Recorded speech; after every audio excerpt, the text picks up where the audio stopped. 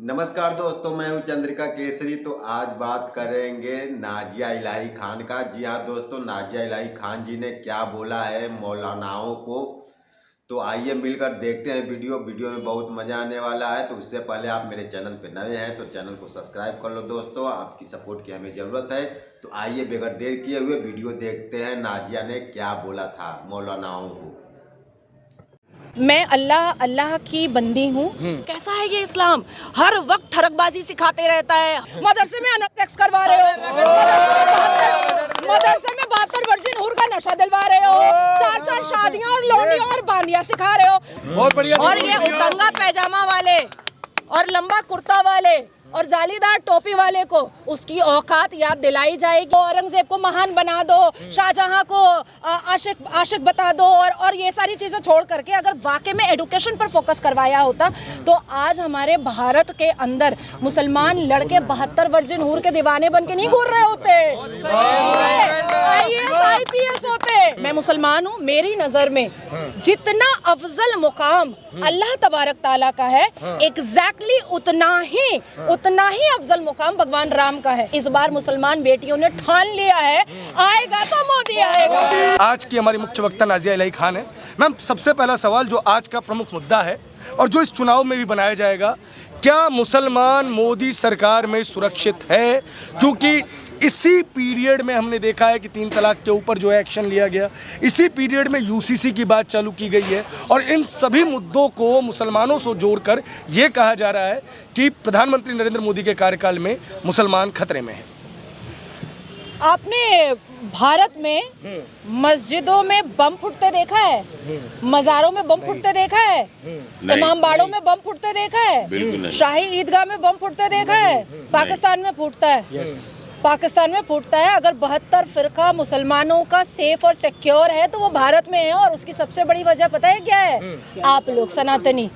82.7% सनातनी अगर भारत में ना होते तो 72 फिरका एक दूसरे को काट करके खत्म कर देता जैसे पाकिस्तान में कर रहा है। देखिए, भारत में मुसलमान सबसे ज्यादा सेफ है। 7 लाख से ऊपर मस्जिदें हैं, 3 लाख एक्टिव मस्जिदें हैं। आर्मी के बाद अगर सबसे ज्यादा प्रॉपर्टी किसी के पास है तो लैंड माफिया वक्फ बोर्ड के पास है। ठीक है, 200 करोड़ से ज्यादा एनुअल उनका इनकम हो रहा है भाई। अब आप मुझे बताएं कि मुसलमान में ऐसा कौन व्यक्ति है, आगे 1947 से बताएं कि ऐसा कौन व्यक्ति है जो बड़े पद पर बैठने के बाद मुसलमानों को सिविलाइज करने का, मुसलमानों को एडुकेट करने का सोचा। हमने 5 जिहादी एडुकेशन मिनिस्टर देखा था 1947 से 1977 तक। अगर 25 साल 5 एजुकेशन मिनिस्टर मतलब 25 साल में मुसलमान को पढ़ने के लिए अगर उन्होंने कुछ किया होता वाकई में, वो बाबर को अजीम बना दो, औरंगजेब को महान बना दो, शाहजहां को आशिक बता दो और ये सारी चीजें छोड़ करके अगर वाकई में एडुकेशन पर फोकस करवाया होता तो आज हमारे भारत के अंदर मुसलमान लड़के 72 वर्जिन हूर के दीवाने बन के नहीं घूर रहे होते, IAS IPS होते। अभी हालिया में मैंने देखा असदुद्दीन अवैसी गए थे महाराष्ट्र, मंच पे खड़े हो करके खिसियानी बिल्ली खंबा नोचे की तरह पढ़ रहा है कि अरे महाराष्ट्र में एक भी मुसलमान IPS नहीं है। अरे होगा कहाँ से? मदरसे में अनब सेक्स करवा रहे हो,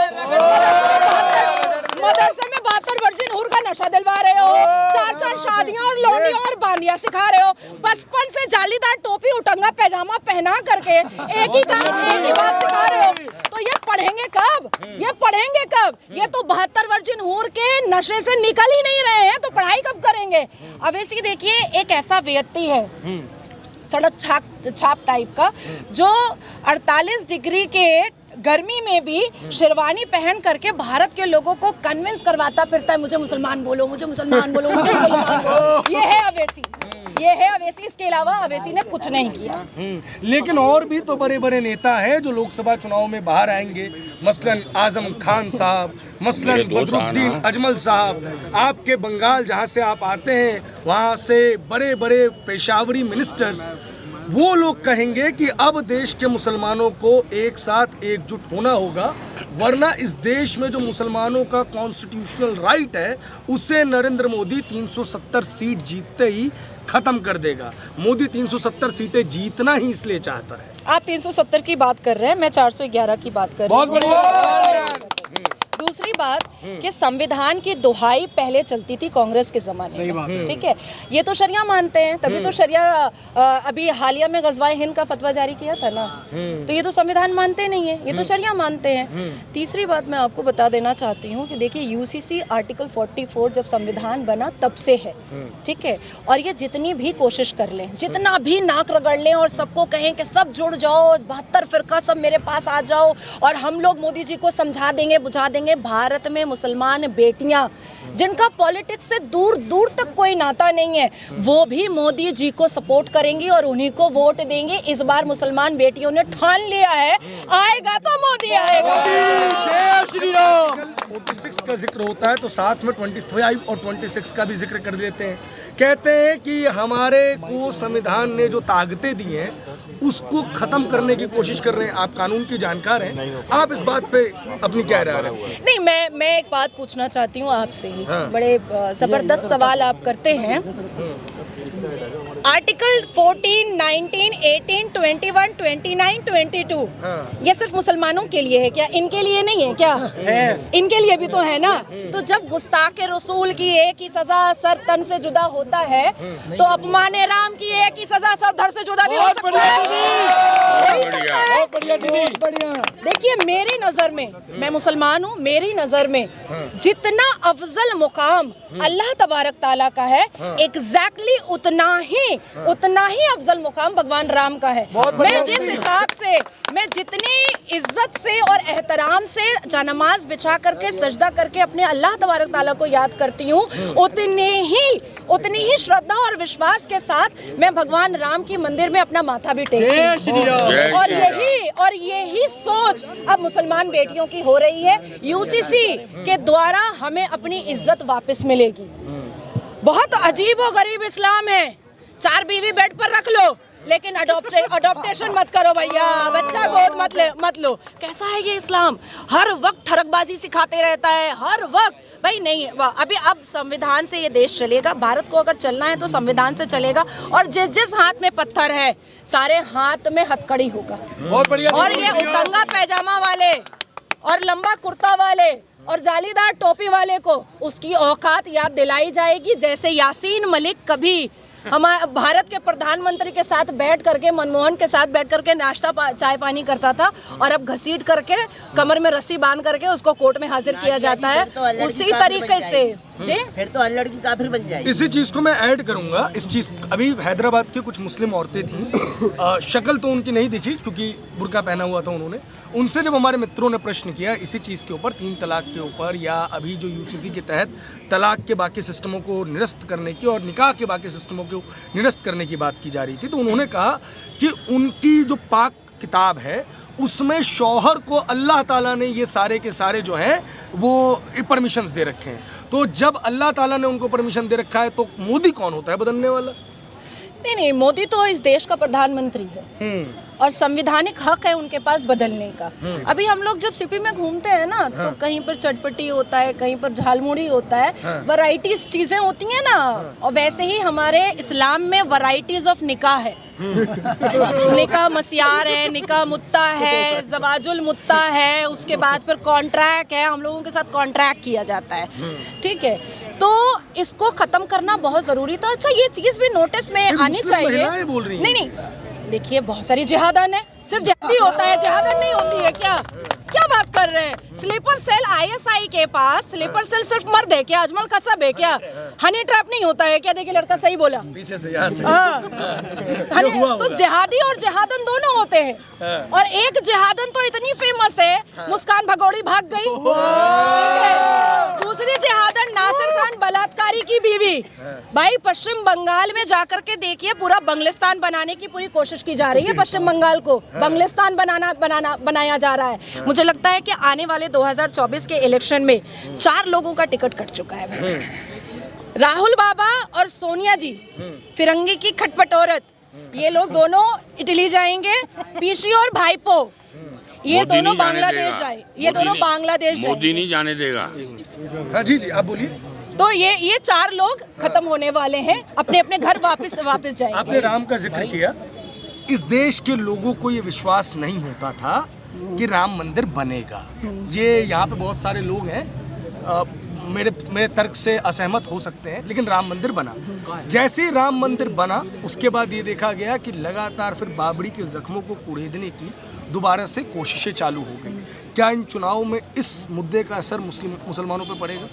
देखो, जिसने राम को लाया है हम लोग उसको लेकर आए। सही बात। दूसरी बात मैं कह देना चाहती हूँ कि देखिए, अवैसी और इमाम बुखारी अगर अपने अपना एक एक घर सिर्फ बेच दे तो मोहम्मद बिन अब्दुल्ला मस्जिद भी तो बन जाती ना। मुसलमान इतना पीछे कैसे रहता? अगर वाकई में अवैसी को, बुखारी को, इन सबको मुसलमानों की बहुत चिंता है, तो बुखारी, अवैसी जैसे लोग बिजनेस क्लास में क्यों ट्रैवल करते हैं और बाकी लोग ट्रेन से क्यों ट्रैवल करते हैं? मैं कहती हूँ मुसलमानों को कि बिल्कुल फॉलो करो अवैसी को, एकदम उसके पीछे पीछे जाहिले आजम और ठरके आजम बन के घूमते रहो, कोई दिक्कत नहीं है। लेकिन इमाम बुखारी के रेंज रोवर को भी तो फॉलो करो, अवैसी की प्रॉपर्टी को भी तो फॉलो करो। देखिए, इनके चेहरे का हिजाब उठ चुका है। 72 वर्जिन हुरों के दीवाने हमें हिजाब पहनाने निकले थे, हमने इनके चेहरे का हिजाब उठा दिया है और अब मुसलमान बेटियों ने ये कसम खा लिया है कि आएगा तो मोदी आएगा और कमर का 10 साल मोदी सरकार पे 2 क्विक क्वेश्चन।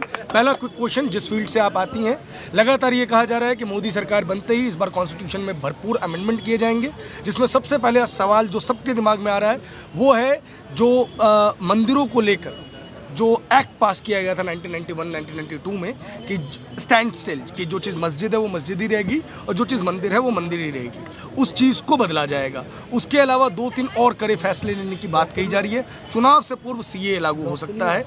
अब आपको क्या लग रहा है कि इससे कॉन्स्टिट्यूशन की आत्मा मर जाएगी जैसा विपक्ष आरोप लगाता है, या कॉन्स्टिट्यूशन की आत्मा और जागेगी?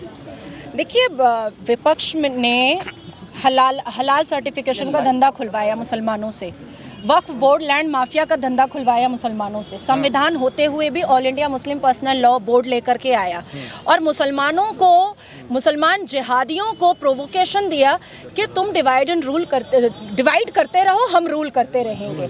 संविधान जिस हिसाब से अमेंड हो रहा है, संविधान में जिस हिसाब से, संविधान के पक्ष में जिस हिसाब से काम हो रहा है, 2 दिन तुमको पता है कि मैं सर्वोच्च न्यायपालिका में बहुत व्यस्त थी।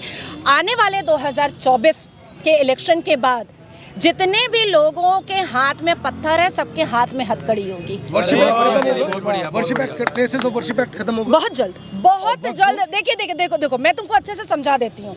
ना इटली का नेता चलेगा और ना ही घुसपैठिया वोटर चलेगा, ठीक है, और ना ही ये जितने भी ISI स्लीपर घूम रहे हैं भारत का आधार कार्ड लेकर के, इनके भी कमर में रस्सी बांधा जाएगा।